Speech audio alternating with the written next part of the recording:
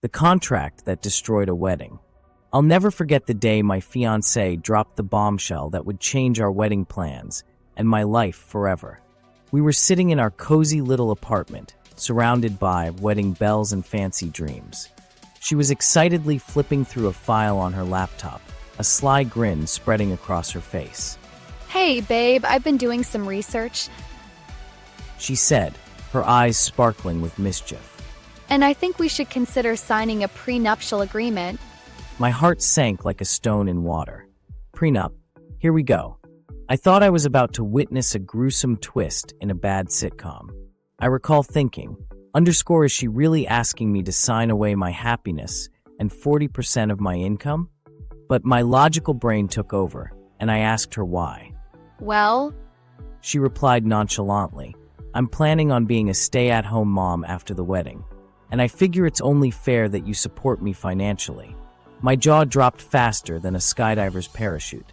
I'm no lawyer, but it sounded suspiciously like she was expecting me to sign over a significant chunk of my cash.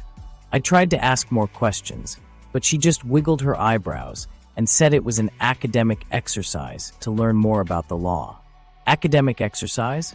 It felt more like an academic exercise in how to destroy a wedding. The romantic atmosphere was replaced by tension and an imminent sense of doom. I felt like I was trapped in a bad 80s movie, where the fiancé turned out to be a scheming gold digger. That contract was like a ticking time bomb, threatening to blow our relationship to smithereens. I couldn't help but wonder if she really loved me for who I was, or if she just saw me as a bank account with a nice income. The thought sent shivers down my spine. My usually cheerful fiancé had transformed into the prenup princess. The conversation quickly transformed from a loving exchange to a heated debate, with vetted lawyers, precedents, and clauses coming into play. I was shocked that she expected me to agree to an arrangement that sounded like an insane proposal from a soap opera. What's up, everyone?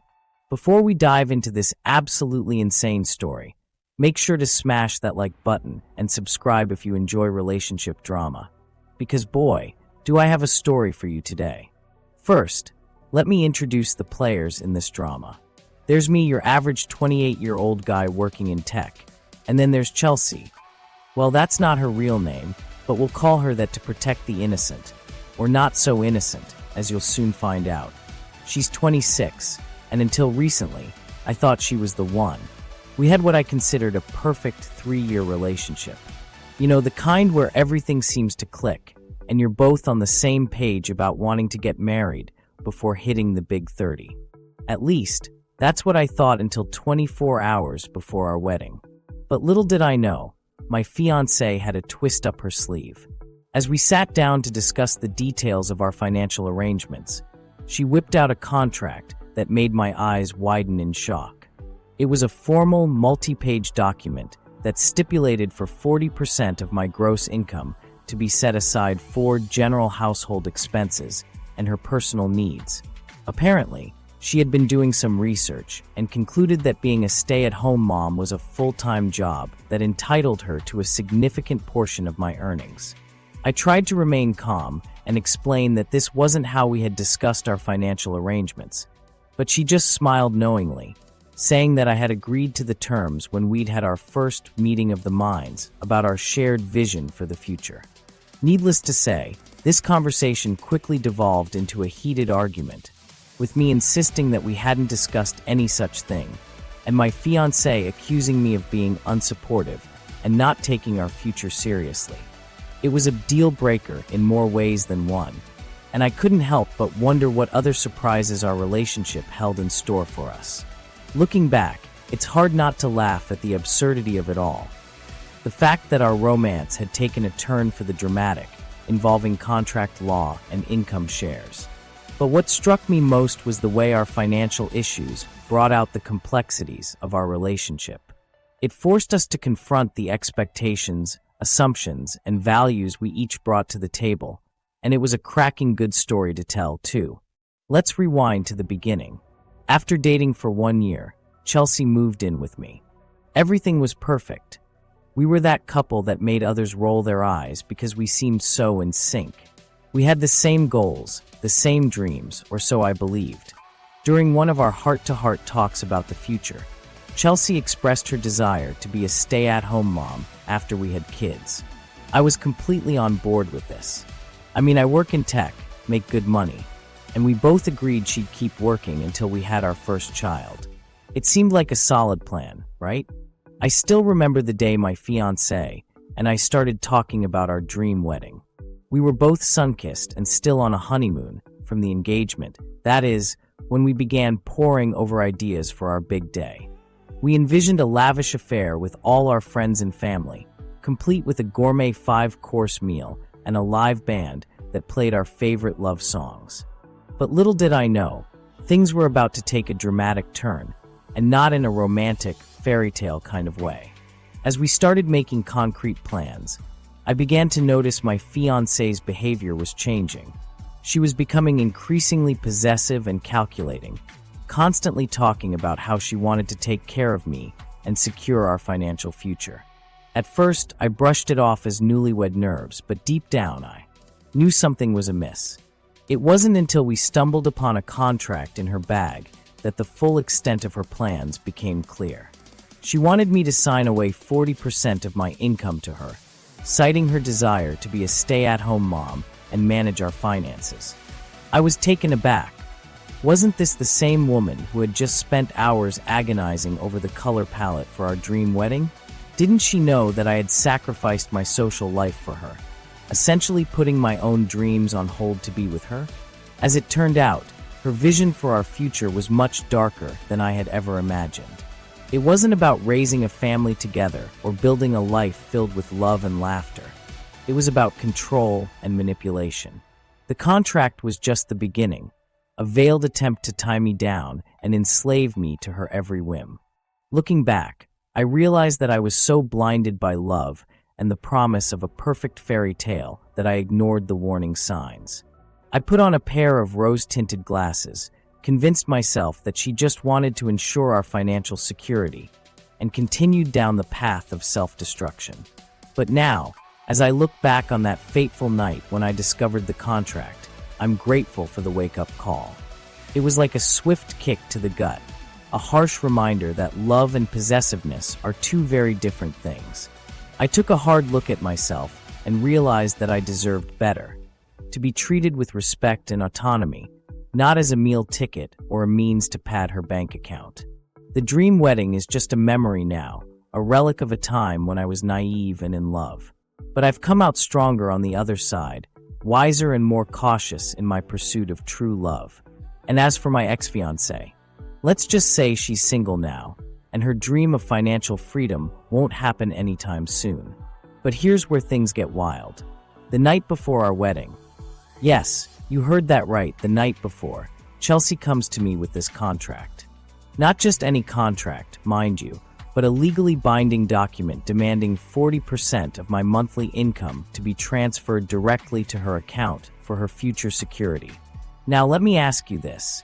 If this was so important to her, why wait until the literal last minute? We had been engaged for 10 months. 10 months of planning this wedding, discussing our future, picking out china patterns, and not once did she mention this little detail about wanting nearly half my income. So there I am, at the altar, looking at my beautiful bride-to-be. Everyone's smiling, some are already tearing up, and that's when I did it. I pulled out the contract she had given me to sign the night before. Oh yeah, I signed it all right, and started reading it. Out loud. Every single word. You should have seen the faces in that church. It was like watching a tennis match where the ball suddenly turned into a hand grenade. Chelsea's face went from confusion to horror to anger faster than you can say prenuptial agreement. Both our families were absolutely livid. Her side was furious that I had humiliated her in front of everyone. My side was split between those who thought I could have handled it better, and those who were proud I didn't let myself get manipulated. Look, I get it. Financial security is important. But you know what's more important? Trust and honest communication. If you can't have an open conversation about money with the person you're planning to spend your life with, that's a major red flag. I don't regret what I did.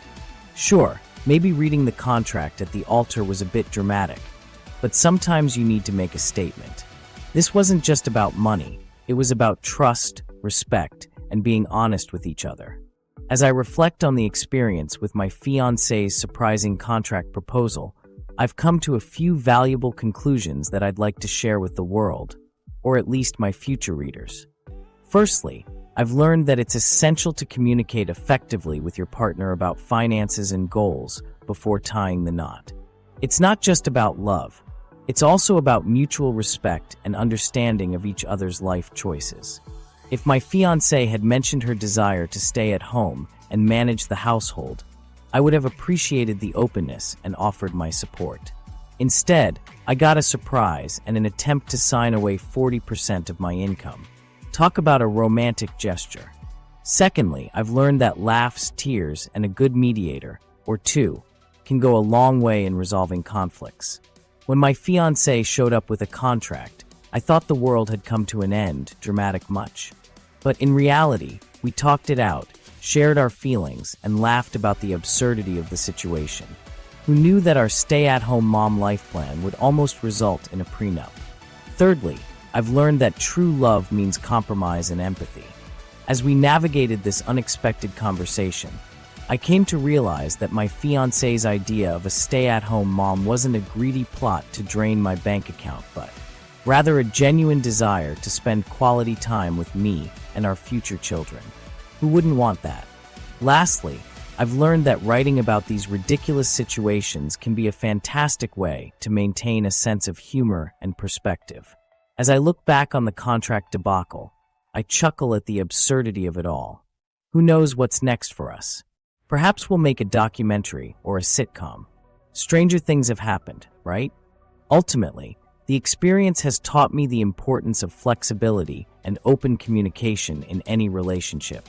If you're reading this, take my advice. When your partner brings up the topic of a contract, take a deep breath and be prepared for a hilarious and potentially enlightening conversation. And remember, love is all about finding the perfect balance between work, play, and who gets the last cookie. If you enjoyed this wild ride of a story, make sure to hit that subscribe button because trust me, I've got plenty more where this came from. Check out my video about another insane wedding disaster right up here, points to top right corner. And don't forget to leave a comment letting me know if you think I made the right call. And hey, if you're planning on springing a surprise contract on your partner the night before your wedding, maybe don't. Just a thought. Don't forget to like, subscribe, and hit that notification bell to catch more crazy relationship stories. Until next time, keep it real, and maybe keep those contracts away from the altar.